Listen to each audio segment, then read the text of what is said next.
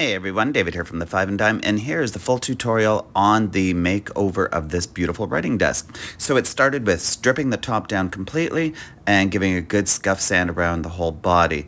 It was then primed with Boss primer, and that blocks odor, stains, and stops bleed through, and I use the color gray. Then it was time for my custom color mix, which was almost a 50-50 of oyster and umber from the Silk Mineral paint line.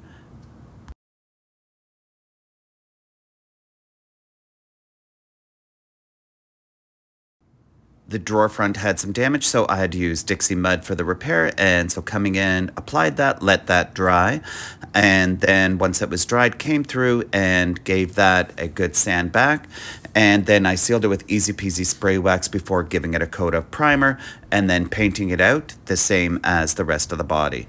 And then just a few repairs and using some glue to come in and fill the gaps, and then I will finish that off after that is dried with some Dixie mud to finish off the repairs. Sand that back, and then it'll be time to give it its second coat of paint.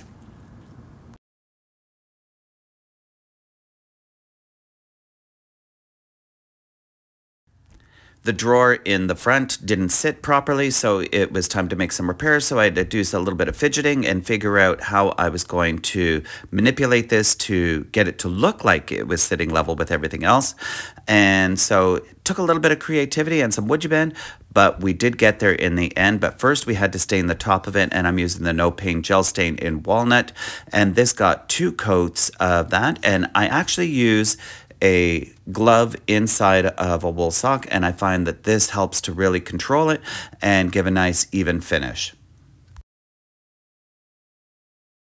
Then it was time to get my WoodUbend ready. So this is the TR718, and I had to measure it all out and then paint it, and I painted in the same custom color as the body of the desk. And then I wanted to highlight all of the details, so I came in with the Van Dyke Brown Glaze by Dixie Belle Paint Company and applied that, wiped it back so it sat in all the recesses, and then I'm going to apply the WoodUbend, which you're going to heat it up, glue it in place, press it on, heat it up again, and really press it in place, remove the excess glue, and then you're good to go.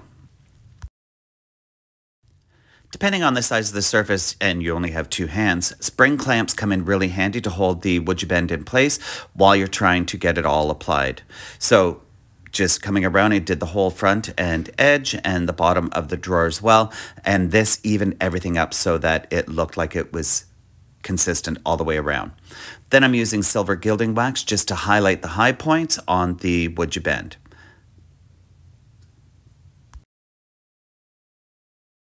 Time to protect all my work, and I'm using 1 coat of the Satin Clear Coat by Dixie Belle Paint Company, and then 3 coats of gator hide to make this water repellent, and here's the end result. I think it's turned out absolutely beautiful and a complete update. Thanks for following along on this journey. Ciao.